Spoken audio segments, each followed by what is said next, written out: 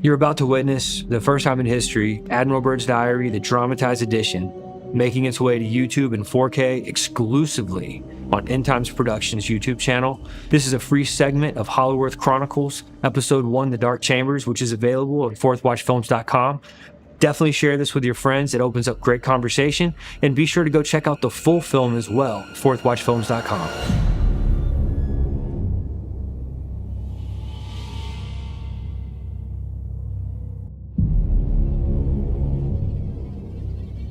Shortly after Operation High Jump had failed, Admiral Byrd is documented as taking a North Pole expedition. Now, it's probably a good idea to explain a little bit more about Admiral Byrd before going any further, as this next account is as mind-blowing as they come. Richard Evelyn Byrd was an American naval officer who specialized in feats of great exploration. He was a pioneering American aviator, he was a polar explorer, and he was an organizer of polar logistics. He served as a navigator and expedition leader on aircraft flights, in which he crossed the Atlantic Ocean, a segment of the Arctic Ocean, and even a segment of the Antarctic Plateau. Byrd claimed that his expeditions had been the first to reach the North and South Poles by air, and he was highly accredited and praised for these major accomplishments worldwide.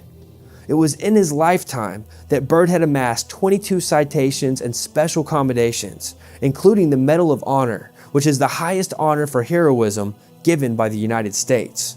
Byrd was one of only 4 Americans in history entitled to wear a medal with their own image on it. He was a national hero and explorer, awarded with notoriety even from the Smithsonian. Admiral Byrd was held to a high degree of respect in terms of the world, and he was highly regarded and valued by the U.S. government for a lifetime of accomplishments through expeditions and missions. Finally, he was on the cover of Time magazine, published on Monday, November 8th, 1926, as well as 2 commemorative postage stamps. And his expeditions were publicized greatly in the media of his day. Our guest tonight found out whether there was any land north of the North American continent. He made that first discovery flight, and I must say that Admiral Byrd, our guest tonight, is not only our greatest living explorer, but he's been an inspiration to countless Americans. Admiral Byrd, you've been to both the North Pole and the South Pole. Is there any unexplored land left on this earth that might appeal to adventurous young Americans? Yes, there is. And not up around the North Pole, because it's getting crowded up there now, because they find out it's really usable, not only to live in, but militarily. So what we have here is someone who isn't exactly a Johnny-come-lately. We're not talking about a questionable conspiracy theorist, but rather someone with a lifetime of adventures and documented stories of expeditions that we only hear about or see in the movies. That being stated, a diary has surfaced, claiming to be that of Admiral Byrd, documenting one of the most amazing expeditions to date. We're dealing with a man who was taken into the North Pole by UFOs and was forced to meet with the Inner Earth King, or the Master, if we're going by the diary's own terminology. No one can state it better than the words of the diary itself.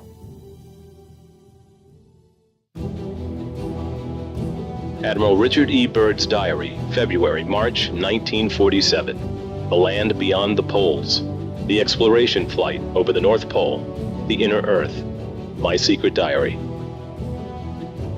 I must write this diary in secrecy and obscurity.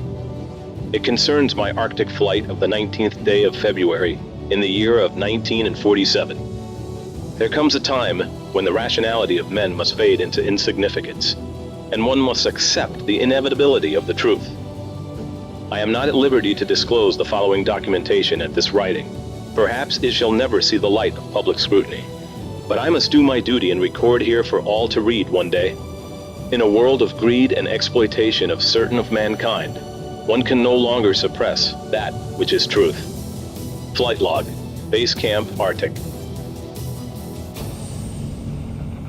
February 19th, 1947. 0600 hours.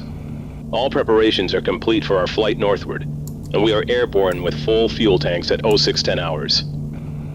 0910 hours. Vast ice and snow below. 0915 hours. In the distance is what appears to be mountains. 1000 hours. We are crossing over the small mountain range and still proceeding northward as best it can be ascertained. Beyond the mountain range is what appears to be a valley with a small river or stream running through the center portion. There should be no green valley below. Something is definitely wrong and abnormal here. We should be over ice and snow. To the port side are great forests growing on the mountain slopes. Our navigation instruments are still spinning. The gyroscope is oscillating back and forth.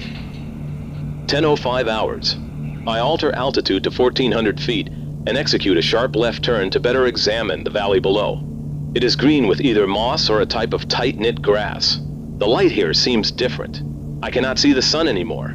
We make another left turn and we spot what seems to be a large animal of some kind below us. It appears to be an elephant. No, it looks more like a mammoth. This is incredible, yet there it is. Decrease altitude to 1,000 feet and take binoculars to better examine the animal. It is confirmed. It is definitely a mammoth-like animal. Report this to base camp. 10:30 hours. The external temperature indicator reads 74 degrees Fahrenheit. Continuing on our heading now. Navigation instruments seem normal now. I am puzzled over their actions. Attempt to contact base camp. Radio is not functioning. 11:30 hours. Countryside below is more level and normal, if I may use that word. Ahead we spot what seems to be a city. This is impossible. Aircraft seems light and oddly buoyant. The controls refuse to respond. My God! Off our port and starboard wings are a strange type of aircraft. They are closing rapidly alongside. They are disc-shaped and have a radiant quality to them. They're close enough now to see the markings on them. It is a type of swastika. This is fantastic. Where are we? What has happened? I tug at the controls again. They will not respond. We are caught in an invisible vice grip of some type. 11:35 hours. Our radio crackles and a voice comes through in English, with what perhaps is a slight Nordic or Germanic accent. The message is, "Welcome, Admiral, to our domain. We shall land you in exactly 7 minutes. Relax, Admiral. You're in good hands." I note the engines of our plane have stopped running. The aircraft is under some strange control and is now turning itself. The controls are useless. 11:40 hours. Another radio message received. We begin the landing process now, and in moments the plane shudders slightly and begins a descent as though caught in some great unseen elevator. The downward motion is negligible, and we touch down with only a slight jolt. 11:45 hours. I am making a hasty last entry in the flight log. Several men are approaching on foot toward our aircraft. They are tall with blonde hair. In the distance is a large shimmering city, pulsating with rainbow hues of color. I do not know what's going to happen now, but I see no signs of weapons on those approaching. I hear now a voice ordering me by name to open the cargo door. I comply. End log. From this point, I write all the following events here from memory. It defies the imagination. It would seem all but madness if it had not happened. The radio man and I are taken from the aircraft, and we are received in a most cordial manner. We were then boarded on a small platform-like conveyance with no wheels. It moves us toward the glowing city with great swiftness. As we approach, the city seems to be made of a crystal material.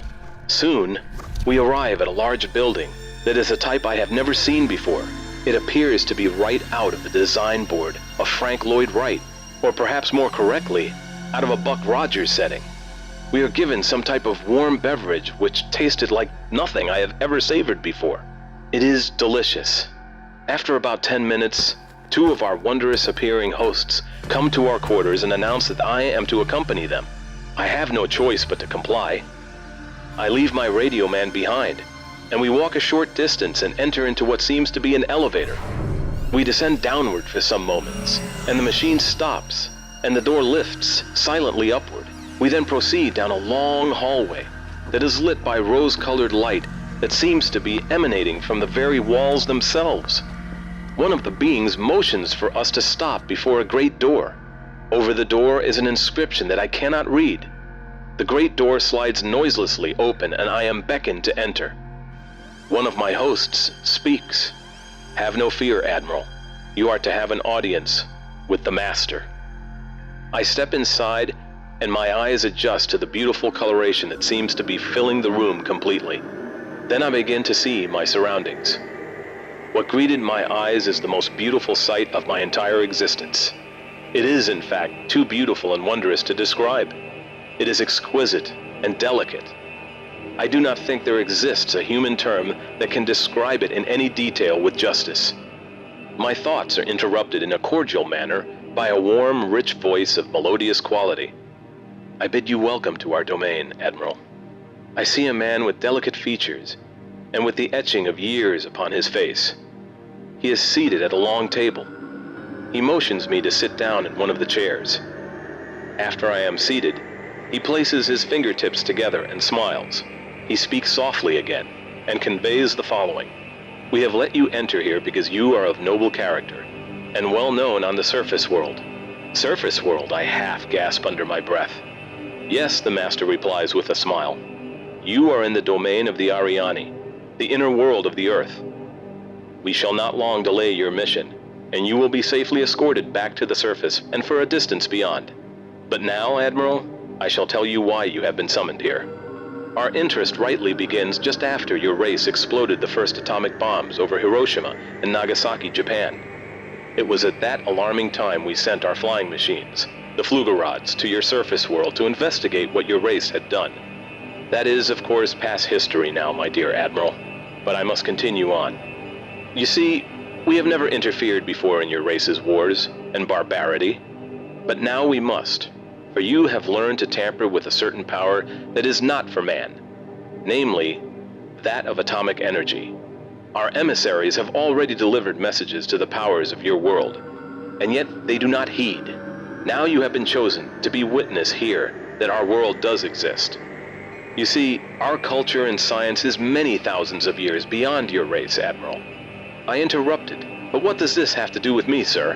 The Master's eyes seemed to penetrate deeply into my mind, and after studying me for a few moments, he replied, Your race has now reached the point of no return, for there are those among you who would destroy your very world, rather than relinquish their power as they know it. I nodded, and the Master continued. In 1945 and afterward, we tried to contact your race, but our efforts were met with hostility. Our Flugerods were fired upon, yes, even pursued with malice and animosity by your fighter planes. So, now I say to you, my son, there is a great storm gathering in your world, a black fury that will not spend itself for many years. There will be no answer in your arms. There will be no safety in your science. It may rage on until every flower of your culture is trampled, and all human things are leveled in vast chaos. Your recent war was only a prelude of what is yet to come for your race. We here see it more clearly with each hour. Do you say I'm mistaken? No, I answer. It happened once before. The Dark Ages came and they lasted for more than 500 years. Yes, my son, replied the Master. The Dark Ages that will come now for your race will cover the earth like a pall. But I believe that some of your race will live through the storm. Beyond that, I cannot say. We see at a great distance a new world stirring from the ruins of your race, seeking its lost and legendary treasures. And they will be here, my son, safe in our keeping. When that time arrives, we shall come forward again to help revive your culture and your race. Perhaps by then, you will have learned the futility of war and its strife. And after that time, certain of your culture and science will be returned for your race to begin anew. You, my son, are to return to the surface world with this message. With these closing words, our meeting seemed at an end. I stood for a moment as in a dream, but yet I knew this was reality, and for some strange reason I bowed slightly, either out of respect or humility. I do not know which. Suddenly I was again aware that the two beautiful hosts who had brought me here were again at my side. This way, Admiral, motioned one.